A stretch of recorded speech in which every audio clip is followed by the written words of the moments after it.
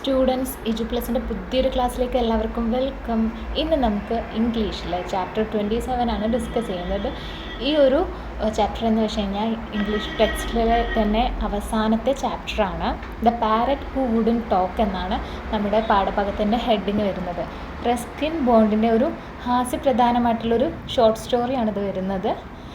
അദ്ദേഹം അവരുടെ അമ്മായി വളർത്തിയില്ല ഒരു തത്തയെക്കുറിച്ചുള്ള ഒരു സ്റ്റോറിയാണ് ഈ ഒരു ചാപ്റ്റർ എന്ന് വെച്ച് കഴിഞ്ഞാൽ. നമ്മളിവിടെ ഡിസ്കസ് ചെയ്യുന്നത് ഇതിൻ്റെ സമ്മറിയാണ് കേട്ടോ. അപ്പോൾ കഥയിലേക്ക് കിടക്കാം. It is a humorous short story about a parrot kept as a pet by the author's Aunt Ruby. അപ്പോൾ എന്താണ് ഫസ്റ്റ് പറയുന്നത്? എഴുത്തുകാരൻ്റെ അമ്മായി ആയിട്ടുള്ള റൂബി വളർത്തിയ ഒരു തത്തയെക്കുറിച്ചിട്ടുള്ള ഒരു ഹാസ്യപരമായിട്ടുള്ള ഇതാണ് ഹ്യൂമറസ് ചെറുകഥയാണ് നമ്മുടെ സ്റ്റോറി എന്ന് പറഞ്ഞത്. It is a humorous short story about a parrot kept as a pet by the author's Aunt. ഈ ഒരു കഥ എഴുതിയിട്ടുള്ള ആളെയാണ് കേട്ടോ നമ്മൾ ഓതർ എന്ന് പറയുന്നത്. Okay, next the and bought a parrot and kept it in an ornamental cage. എന്താണ് next line പറയുന്നത്? ദ ആൻഡ് അമ്മായി brought a parrot ഒരു തത്തയെ വാങ്ങി and kept it in an ornamental cage. എന്നിട്ട് ആ ഒരു തത്തയെ വാങ്ങിക്കഴിഞ്ഞതിന് ശേഷം എന്താ ചെയ്തത്? അതിനെ ഒരു ഓർണമെൻ്റൽ കേജ്, അതായത് നന്നായി അലങ്കരിച്ച ഒരു കൂട്ടിൽ അതിനെ വളർത്താൻ തുടങ്ങി. She tried too hard to teach the parrot to talk, but it would not talk. അപ്പം നെക്സ്റ്റ് എങ്ങനെയാണ് ആ ഒരു ആൻറ്റി തത്തയോട് പെരുമാറിയിട്ടുണ്ടായിരുന്നത്? She tried hard to teach, അല്ലേ? അമ്മായി തത്തയെ സംസാരിപ്പിക്കാൻ കഠിനമായിട്ട് ശ്രമിച്ചിട്ടുണ്ടായിരുന്നു. Tried hard to teach the parrot to talk but it would not talk. എന്താണ്? പക്ഷെ അതിന് സംസാരിക്കാൻ താല്പര്യം ഉണ്ടായിരുന്നില്ല എന്നാണ് നെക്സ്റ്റ് ലൈൻ പറയുന്നത്. നമുക്ക് നോക്കാം. In fact the parrot disliked the and from the very beginning. അപ്പം എന്തുകൊണ്ടാണ് അത് സംസാരിക്കാൻ താല്പര്യപ്പെടാതിരുന്നത്? അതായത് വാസ്തവത്തിൽ ആ ഒരു തത്ത ഉണ്ടല്ലോ, ആദ്യമേ തന്നെ, അതാണ് ഫ്രം ദ വെരി ബിഗിനിങ് എന്നുകൊണ്ട് ഉദ്ദേശിക്കുന്നത്. ഈ ഒരു ആൻറ്റിയെ ഇഷ്ടപ്പെട്ടിട്ടുണ്ടായിരുന്നില്ല. One day when the aunt asked the parrot for a kiss and put her face close to the cage. അപ്പം എന്താണ് നെക്സ്റ്റ് സംഭവിച്ചത്? വൺ ഡേ ഒരു ദിവസം when the aunt asked the parrot അമ്മായി തത്തയോട് ചോദിച്ചു. എന്താണ് ചോദിച്ചിട്ടുണ്ടായിരുന്നത്? ഫോർ എ കിസ്, ചുംബനം ചോദിച്ചിട്ടുണ്ടായിരുന്നു തത്തയോട്. And put her face close to the cage. എന്താണ്? അങ്ങനെ ഒരു ചുംബനം ചോദിച്ചു കഴിഞ്ഞപ്പോൾ തന്നെ ആ ഒരു കേജിൻ്റെ കൂടിൻ്റെ അടുത്തേക്കായിട്ട് ആൻറ്റി അവരുടെ മുഖം അങ്ങനെ അടുത്തേക്കായിട്ട് വെച്ചു.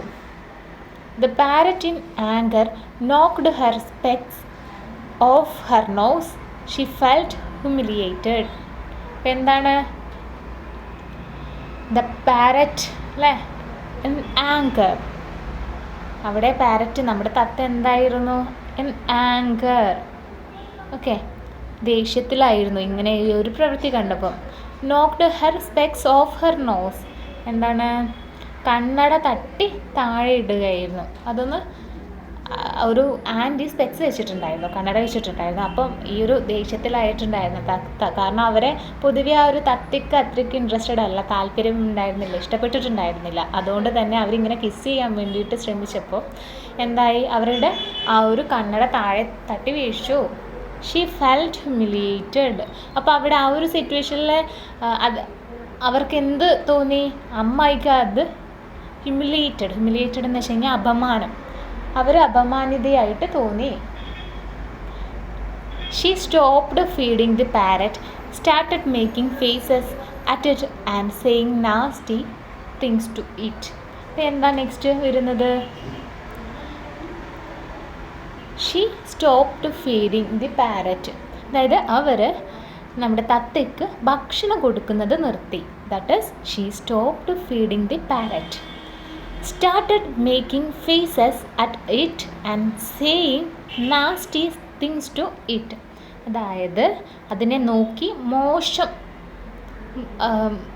ജസ്റ്റേഴ്സ് കൊടുക്കാമെന്ന്, മുഖഭാവങ്ങൾ ഉണ്ടാവില്ലേ, നമ്മളിപ്പം മുഖം കൂട്ടിയിട്ടൊക്കെ നമുക്ക് തീരെ ഇഷ്ടമില്ലാത്ത ഒരാളെ കണ്ടു കഴിഞ്ഞാൽ നമ്മൾ എങ്ങനെയാണോ മുഖം വെക്കുന്നത് ആ രീതിയിലൊക്കെ കുറച്ച് കാര്യങ്ങൾ ആൻറ്റി തത്തയോടായിട്ട് ചെയ്യുണ്ടായി. And saying nasty things to it എന്ന് വെച്ച് കഴിഞ്ഞാൽ എന്താണ്, നമ്മളെ ഒരു ഇഷ്ടപ്പെടാത്ത ഒരാളോട് നമ്മൾ എന്തൊക്കെ കഠിനമായിട്ടുള്ള വാക്കുകൾ പറയും, ചീത്ത പറയുന്ന രീതിയിലല്ലേ, അതേപോലെ തന്നെ പല കാര്യങ്ങളും തത്തയോടായിട്ട് പറയുകയും ചെയ്തു. ഇത്രയാണുള്ളത്. അപ്പം ഈ ഒരു പാരഗ്രാഫിൽ എന്താ പറഞ്ഞത്, ആൻറ്റി റൂബി, റസ്കിൻ ബോണ്ടിൻ്റെ ആൻറ്റി ആയിട്ടുള്ള റൂബി അവരൊരു പാരറ്റിനെ വാങ്ങി. പാരക്കീത്ത് എന്നാണ് എൻ്റെ പാരറ്റ് വരുന്നത്. അതായത് നമ്മുടെ തത്തയെ പോലെ തന്നെ ചെറുതായിട്ടുള്ള സ്മോൾ പാരറ്റാണ് വരുന്നത്. അതിൻ്റെ ചെയിൽ ലോങ് ആയിരിക്കും വരുന്നത്. അപ്പം ഈ ഒരു പാരറ്റിനെ എങ്ങനെയാണ് അലങ്കരിച്ചൊരു കേജിൽ കൊണ്ടിട്ടിട്ടുണ്ടായിരുന്നു. അതിനെ സംസാരിക്കാൻ വേണ്ടിയിട്ട് ശ്രമിച്ചിട്ടുണ്ടായിരുന്നു, ട്രൈ ചെയ്തിട്ടുണ്ടായിരുന്നു. പക്ഷെ അതിന് ഈ ഒരു ആൻറ്റീനെ ഇഷ്ടമില്ലാത്തത് കൊണ്ട് തന്നെ അതിനൊന്നും ശ്രമിച്ചിട്ടുണ്ടായിരുന്നില്ല. ഒരു ദിവസം ആൻറ്റി ഇങ്ങനെ ഒരു ചുംബനം ചോദിച്ചിട്ട് അതിൻ്റെ അടുത്തേക്ക് ക്ലോസ് ചെയ്ത് നിന്നപ്പം മുഖം വെച്ച് കഴിഞ്ഞപ്പോൾ അത് ആൻറ്റിയുടെ കണ്ണട താഴ്ത്തി ഇട്ടു, അതായത് തട്ടിത്തെറിപ്പിച്ചു.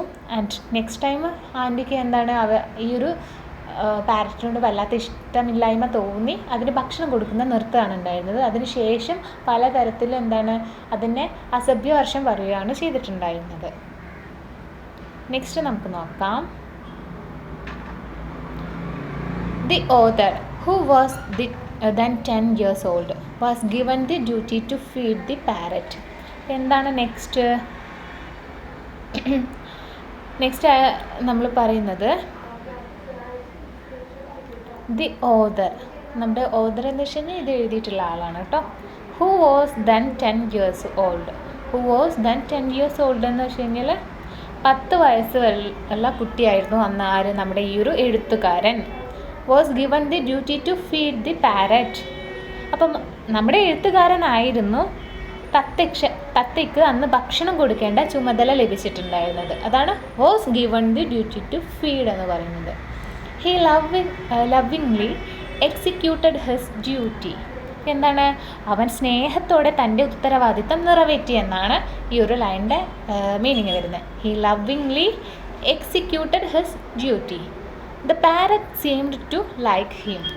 എന്താണ്, നമ്മൾ എന്ത് കാര്യവും ഇഷ്ടത്തോടെ ചെയ്യുകയാണെങ്കിൽ ഓപ്പോസിറ്റ് നിൽക്കുന്ന ആൾക്കും നമ്മളോട് അതേ തോതിലൊരു ഇഷ്ടം ഉണ്ടാവും. അതുകൊണ്ട് തന്നെ തിരിച്ചും ഈ ഒരു തത്തയ്ക്ക് നമ്മുടെ ഈ ഒരു എഴുത്തുകാരനോട് വളരെയധികം സ്നേഹം ഉണ്ടായിരുന്നു. The parrot seems to like him. അതാണ് തത്ത അവനെ ഇഷ്ടപ്പെടുന്നത് പോലെയും ആയി. One day he deliberately left the door of the cage open. അപ്പോൾ എന്താണ്, ഒരു ദിവസം one day he deliberately, he എന്ന് വെച്ച് കഴിഞ്ഞാൽ ഇവിടെ ആരാണ്, നമ്മുടെ റസ്കിൻ ബോണ്ട്, നമ്മുടെ ഈ ഒരു ഓതറിനെ എഴുത്തുകാരൻ തന്നെയാണ് കേട്ടോ ഉദ്ദേശിക്കുന്നത്. വൺ ഡേ ഹി ഡെലിബറേറ്റ്ലി എന്ന് വെച്ച് കഴിഞ്ഞാൽ മനഃപൂർവ്വം എന്നാണ് കേട്ടോ. Left the door of the cage open, അതായത് എന്താണ്, മനഃപൂർവ്വം തന്നെ ഒരു ദിവസം നമ്മുടെ എഴുത്തുകാരന് ആ ഒരു തത്തയുടെ കൂടിൻ്റെ വാതിൽ തുറന്നു വിട്ടു. The parrot flew away. അപ്പോൾ എന്താ നെക്സ്റ്റ് സംഭവിച്ചിട്ടുണ്ടായിരുന്നേ, തത്ത പറന്നു പോയി. After a few days it started visiting them frequently. അപ്പോൾ എന്താണ്, കുറച്ച് ദിവസങ്ങൾക്ക് ശേഷം തത്ത വീണ്ടും അവിടേക്ക് വരാൻ തുടങ്ങി. അതാണ് it started visiting them frequently കൊണ്ട് ഉദ്ദേശിക്കുന്നത്. Perhaps to have its favourite food. എന്തുകൊണ്ടാണ്, അതിൻ്റെ അത്രയ്ക്കും പ്രിയപ്പെട്ട ഭക്ഷണങ്ങൾ അത് നമ്മുടെ ഓതറിൽ നിന്നും, ഫ്രം ദി ഓതർ, എഴുത്തുകാരനിൽ നിന്നും കിട്ടണം. അതിന് വേണ്ടിയിട്ടായിരുന്നു, ഭക്ഷണം ആഗ്രഹിച്ചിട്ടായിരുന്നു എഴുത്തുകാരൻ്റെ അടുത്തേക്ക് വന്നിട്ടുണ്ടായിരുന്നത്. വീണ്ടും ആ ഒരു സ്ഥലത്തേക്ക് വിസിറ്റ് ചെയ്തിട്ടുണ്ടായിരുന്നത്. അപ്പോൾ ഫേവറേറ്റ് ഫുഡ് ഏതൊക്കെയായിരുന്നു, ചില്ലീസ് ആൻഡ് മാംഗോസ് അല്ലേ, മുളകും മാങ്ങയും ആയിരുന്നു അതിൻ്റെ ഫേവറേറ്റ് ഫുഡ് എന്ന് വെച്ചിട്ടുള്ളത്. നെക്സ്റ്റ് എന്താ പറയുന്നത്, whenever it happen to see Aunt Ruby it would repeat the same nasty things to her which she used to utter. This made Aunt feel embarrassed. അപ്പോൾ എന്താണ് അതിങ്ങനെ ഇടയ്ക്കിടയ്ക്ക് അവിടെ വരാറുണ്ടല്ലോ. whenever it happened to see Aunt Ruby, അതായത് തത്ത അമ്മായിയെ കാണുമ്പോൾ, അതാണ് whenever it happened to see Aunt Ruby, it would repeat the same nasty things.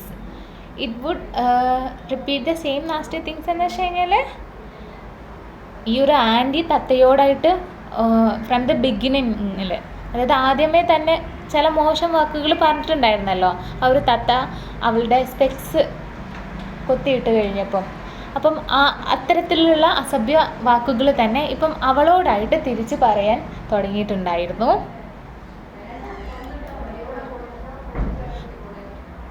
To her was she used to utter. അത് തന്നെ എന്താണ് തത്ത പിന്നെ അവളോടായിട്ട് ആവർത്തിച്ച് പറഞ്ഞിട്ടുണ്ടായിരുന്നത്. This made an feel embraced. അപ്പോൾ എന്താണ് ഇത് അമ്മായിക്ക് അപമാനകരമായിട്ട് തോന്നി. ഫീൽ എംബ്രേസ്ഡ് എന്ന് വെച്ച് കഴിഞ്ഞാൽ അപമാനകരമായിട്ട് തോന്നി. അപ്പോൾ ഇത്രയാണ് നമ്മുടെ സ്റ്റോറി എന്ന് വരുന്നത്. ഇതൊരു ചെറിയ രസകരമായിട്ടുള്ളൊരു സ്റ്റോറിയാണ്. നമ്മൾ കൊടുക്കുന്നത് കൊല്ലത്തും കിട്ടുന്നു അങ്ങനെയുള്ള ഒരു ചെറിയൊരു പഴമൊഴിയുണ്ട്. അതേപോലെ തന്നെ നമ്മളെന്താണോ കൊടുക്കുന്നത് അത് തന്നെയായിരുന്നു നമുക്ക് വീണ്ടും കിട്ടുക.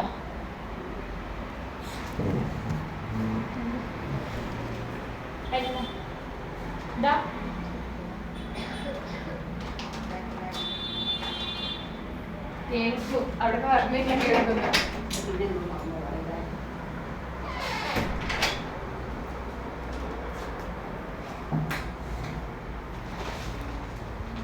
ഇതിൻ്റെ മീനിങ്സും ആണ് കേട്ടോ. ഇനി ക്വസ്റ്റ്യൻസ് ആൻഡ് ആൻസർ സെക്ഷനിലേക്ക് കിടക്കാം. ഫസ്റ്റ് വരുന്നത് question, you are no beauty, can talk, can sing, can dance. അപ്പോൾ ഫസ്റ്റ് എന്താ പറയുന്നത്, യു ആർ നോ ബ്യൂട്ടി, നീ സുന്ദരനല്ല, സുന്ദരിയല്ല. ക്യാൻ ടോക്ക്, സംസാരിക്കാൻ കഴിയില്ല, പാടാൻ കഴിയില്ല. Can sing, can dance, dance ചെയ്യാൻ കഴിയില്ല. അതിൽ first question, who is saying these words and to whom. Who is saying these words എന്ന് വെച്ച് കഴിഞ്ഞാൽ ഈ വാക്കുകൾ ആരാണ് പറയുന്നത്, ഇനി ആരോടാണ് ഇത് പറയുന്നതെന്നാണ്. അപ്പോൾ ഇതിൻ്റെ ആൻസർ എന്താണ്, നമ്മുടെ ആൻറ്റി റൂബിയാണ് ഈ ഒരു വേർഡ് പറയുന്നത്. ആരോടാണ്, തത്തയോട്. പാരക്കീറ്റ് എന്നാണ് ഇതിൻ്റെ പേര്. തത്തേനെ നമ്മൾ ഈ ഒരു ചാപ്റ്ററിൽ പറഞ്ഞ പാരക്കീറ്റ് കേട്ടോ. അത് തത്ത തന്നെയാണ്. ആൻസർ ലൈക്ക് ഒരു ലോങ് ടെയിൽ ഉണ്ടാവും. ആ ഒരു ഗ്രീനിഷ് കളറിലായിട്ടുള്ള സ്മോൾ പാരറ്റിനെയാണ് പാരക്കീറ്റ് എന്ന് പറയുന്നത്. നെക്സ്റ്റ് ക്വസ്റ്റ്യൻ നോക്കാം. Which word is being repeated here and why. അപ്പോൾ ഇതിൽ ഏത് വേർഡാണ് വീണ്ടും വീണ്ടും റിപ്പീറ്റ് ചെയ്യുന്നത്, ആവർത്തിക്കുന്നത്? തീർച്ചയായിട്ടും ഇത് കണ്ടു കഴിഞ്ഞാൽ തന്നെ നിങ്ങൾക്ക് മനസ്സിലാവുന്നതാണ്. ക്യാൻഡ് അല്ലേ, 3 തവണ റിപ്പീറ്റ് ചെയ്തിട്ടുണ്ട്. അപ്പം അതിൻ്റെ ആൻസറായിട്ട് എന്താ എഴുതേണ്ടത്, ക്യാൻ എന്നാണ് എഴുതേണ്ടത്. അപ്പോൾ ഈ റിപ്പീറ്റ് ചെയ്യാൻ എന്താണ് എംഫസൈസ് ചെയ്യുന്നത് അല്ലേ, ക്യാൻ. അതാണ് വീണ്ടും വീണ്ടും റിപ്പീറ്റ് ചെയ്തിട്ട് എംഫസൈസ് ചെയ്യുന്നത്. ആൻഡ് സെക്കൻഡ് ക്വസ്റ്റ്യൻ എന്ന് വെച്ച് കഴിഞ്ഞാൽ, where was the parakeet's cage kept. അപ്പോൾ എവിടെയാണ് പാരക്കീറ്റിൻ്റെ, നമ്മുടെ ഈ ഒരു പാരറ്റിൻ്റെ കേജ്, കൂട് ഹോൾഡ് ചെയ്ത് വെച്ചിട്ടുണ്ടായിരുന്നതെന്നാണ്. എവിടെയായിരുന്നു ഇത്? കഥയിൽ നമ്മളിപ്പോൾ സമ്മറിയാണല്ലോ പറഞ്ഞിട്ടുണ്ടായിരുന്നത്. ശരിക്കും കഥയിൽ പറയുന്നത് ഈ പാരറ്റിൻ്റെ കേജ് വെച്ചിട്ടുണ്ടായിരുന്നത് ഗ്രാൻമ എന്ന് പറഞ്ഞിട്ടുള്ളൊരു ക്യാരക്ടറും കൂടെ ഉണ്ട്, ഗ്രാനി. അപ്പോൾ ആ ഒരു ഗ്രാനീൻ്റെ ബംഗ്ലാവിൽ നീണ്ട വരാന്തയുണ്ട്. അതിൻ്റെ എൻഡിലാണ് നമ്മുടെ ഈ ഒരു പാരറ്റിൻ്റെ കേജ് ഉണ്ടായിട്ടുണ്ടായിരുന്നത്. ആൻഡ് നോർത്ത് ഇന്ത്യയിലായിരുന്നു കേട്ടോ അവർ സിറ്റുവേറ്റ് ചെയ്തിട്ടുള്ളത്. അപ്പോൾ അതിൻ്റെ ആൻസർ താഴെ കൊടുത്തിട്ടുണ്ട്, നിങ്ങളൊന്ന് ചെക്ക് ചെയ്താൽ മതി. ആൻഡ് ഫോർത്ത് ക്വസ്റ്റ്യൻ നമുക്ക് നോക്കാം. തേർഡ് ക്വസ്റ്റ്യൻ നോക്കിയില്ല. Where did Aunt Ruby get the parakeet from. അപ്പോൾ എവിടെ നിന്നാണ് ആൻറ്റി റൂബിക്ക് ഈ ഒരു പാരക്കീറ്റിനെ കിട്ടിയിട്ടുണ്ടായിരുന്നതെന്നാണ് ക്വസ്റ്റ്യൻ വരുന്നത്. എവിടെ നിന്നായിരുന്നു? ഒരു ഇങ്ങനെ പക്ഷികളെ പിടിക്കുന്ന ആൾ, ബേർഡ് കാച്ചറിൽ നിന്നാണ് ഇങ്ങനെ അവർ സെല്ല് ചെയ്ത സാധനം നമ്മുടെ ആൻറ്റി വാങ്ങിയിട്ടുള്ളതായിരുന്നു. And Ruby had bought the parakeet from bird catcher selling various type of birds. അതാണ് ഇതിൻ്റെ ആൻസർ വരുന്നത്. നെക്സ്റ്റ് ക്വസ്റ്റ്യൻ നോക്കാം. Why do you think neither granny nor grandfather were keen on keeping caged birds as pets? Tick the correct option. എന്താണ് ആ ഒരു question ചോദിച്ചത്? കൂട്ടിൽ കിടക്കുന്ന പക്ഷികളെ വളർത്തു മൃഗങ്ങളായിട്ട് വളർത്താൻ മുത്തശ്ശിയോ മുത്തച്ഛനോ താല്പര്യം കാണിച്ചിട്ടുണ്ടായിരുന്നില്ല അല്ലേ? അപ്പോൾ ഇതിലൂടെ ഈ ഒരു പ്രസ്താവനയിലൂടെ നിങ്ങൾ കരുതുന്നത് എന്താണെന്നാണ്? Why caged birds were very noisy. എന്തുകൊണ്ടാണ്? കൂട്ടിലടച്ചിട്ടുള്ള പക്ഷികൾ വളരെയധികം ശബ്ദം ഉണ്ടാക്കുന്നത് കൊണ്ടാണോ അവരിങ്ങനെ ഈ ഒരു താല്പര്യം ഇൻട്രസ്റ്റ് കാണിച്ചിട്ടില്ലാതിരുന്നത്? ഇത് തെറ്റായിട്ടുള്ള ഓപ്ഷനാണ്. അതുകൊണ്ടല്ല അവർ ഇങ്ങനെ കൂട്ടിലടച്ചിട്ടുള്ള പക്ഷികളെ ഇഷ്ടപ്പെടാതിരുന്നത് അല്ലെങ്കിൽ താല്പര്യം കാണിച്ചിട്ടുണ്ടായിരുന്നത്. They prefer to keep caged rabbits. അവർക്ക് കേജ് ചെയ്തിട്ടുള്ളത് മുയലിനെ കൂട്ടിൽ വളർത്താനായിരുന്നു ഇഷ്ടപ്പെട്ടിട്ടുണ്ടായിരുന്നത്. അതും തെറ്റായിട്ടുള്ളൊരു ഓപ്ഷനാണ് കേട്ടോ. അവരതിനായിരുന്നല്ല. ശരിക്കും അവർ പറഞ്ഞിട്ടുണ്ടായിരുന്നത്, അവരെല്ലാം പഴയ ആൾക്കാരാണല്ലോ, അവരധികം എന്തിനായിരിക്കും ശ്രമിച്ചിട്ടുണ്ടായിരുന്നത്? നല്ല രീതിയിൽ അല്ലേ?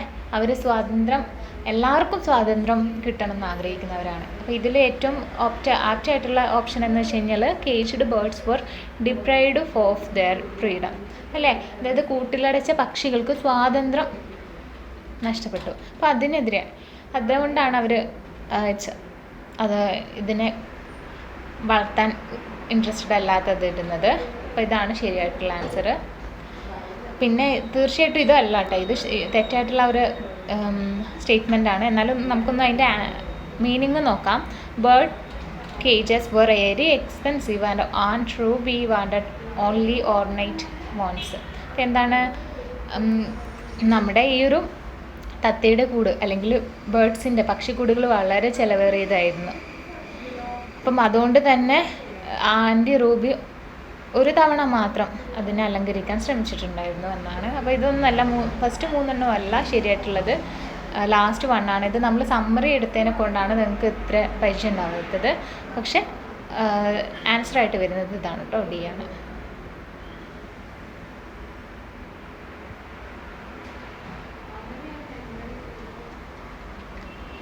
ഇനി 5th ക്വസ്റ്റ്യൻ നോക്കാം. Tick the correct option. താഴെ തന്നിരിക്കുന്നത് കറക്റ്റ് ഓപ്ഷൻ ടിക്ക് ചെയ്യാൻ വേണ്ടിയിട്ടാണ്. ഒരു സ്റ്റേറ്റ്മെൻറ്റ് തന്നിട്ടുണ്ട്. The parrot backed away from Aunt Ruby because. എന്തുകൊണ്ടാണ് പാരറ്റ് അമ്മായിൽ നിന്ന് വിട്ടു നിന്നത്? എന്തുകൊണ്ടാണ്? ഓപ്ഷൻസ് ഉണ്ട്, ശരിയായിട്ടുള്ളത് തിരഞ്ഞെടുക്കാം.